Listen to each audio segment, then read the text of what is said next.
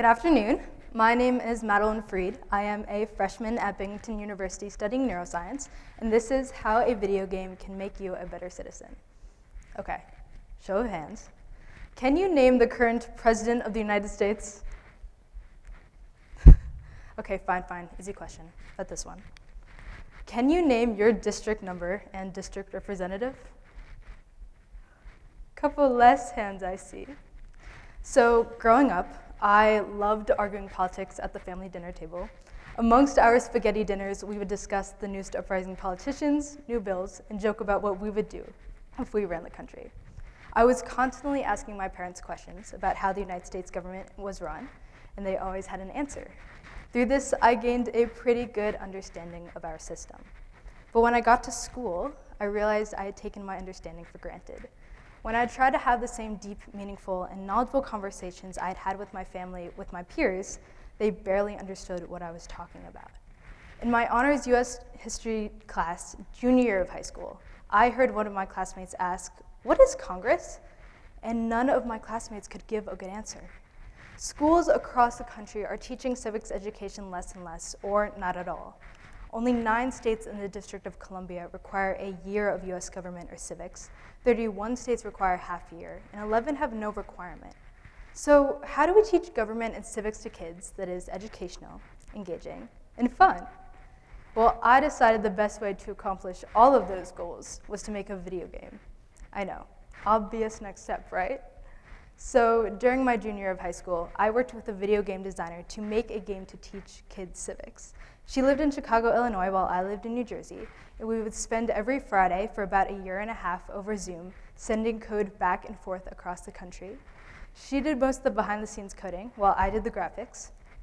I spent so many evenings on YouTube just looking at Photoshop tutorials to gain some skills. This is Civics Clicker, a game that was made by a kid, especially for kids to learn and have fun. The way you play is to help Maddie, that's me, become president of the multiverse. To do this, click the voter icon button. Once you gain enough voters, you can trade in those voters for ads, endorsements, and debates to further Maddie's campaign. There is also a loading bar that increases, and once it reaches enough, the player will be posed with several questions about the United States government, system, and history that they will have to answer to level up.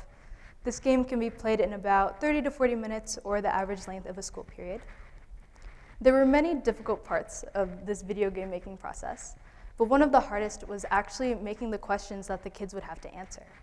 While I was doing my research and consulting Hamilton Lyrics, I came across the official United States government practice test for citizenship.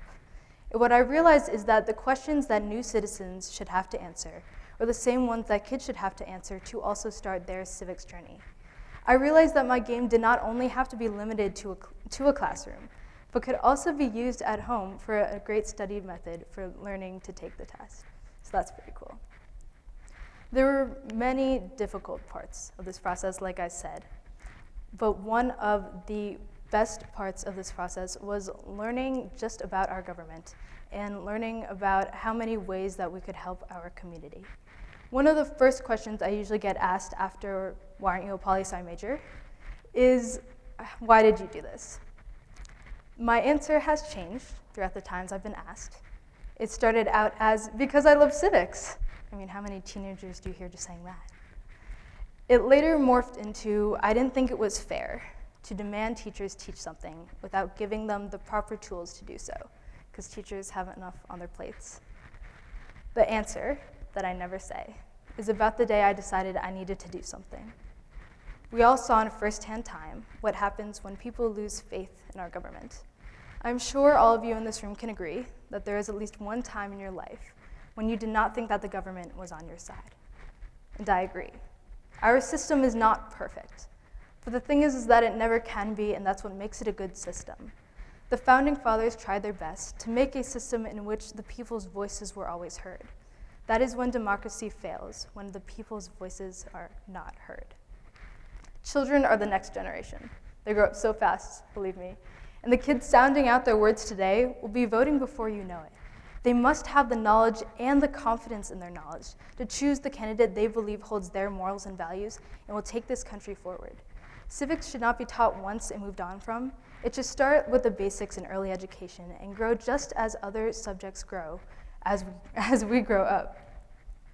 So there are many different ways to help your community and participation in civics.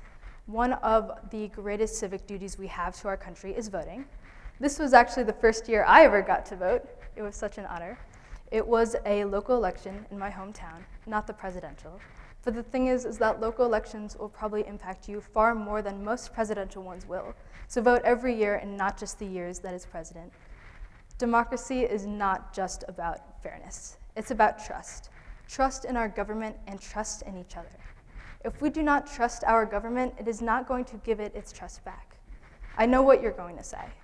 How can I trust a government that does not always keep my interests? It's about starting conversations with good, reliable sources and the idea to agree to disagree. There is no system that we can make that makes everyone happy, but there are systems in which all the people's voices are heard. You do not need to have any credentials to spread civics and democracy. You simply need to educate yourself in our system, whether that's through a video game, which is pretty cool, or news articles, or even just turning C-SPAN on in the background. It is your duty to your country to make sure you understand how our system works so you can better participate in it. I would like to take time to address the fact that I probably do not look like the typical person you see talking about civics and government. First of all, I am a female. I am 18 years old. I love cats and science, and I am constantly drinking bubble tea. I think we can be all of these things and still desperately want to help our community grow. This past election, we had a record number of women elected to Congress, but women still only make up 30% of our Congress. Women actually make up 50.4% of our nation's population. The more we elect people that better reflect our population, the better our voices will be heard. And the more youth representation we allow in government, the faster the future will come. Because in the great words of Taylor Swift, I want to wear pink and tell you how I feel about politics. Thank you.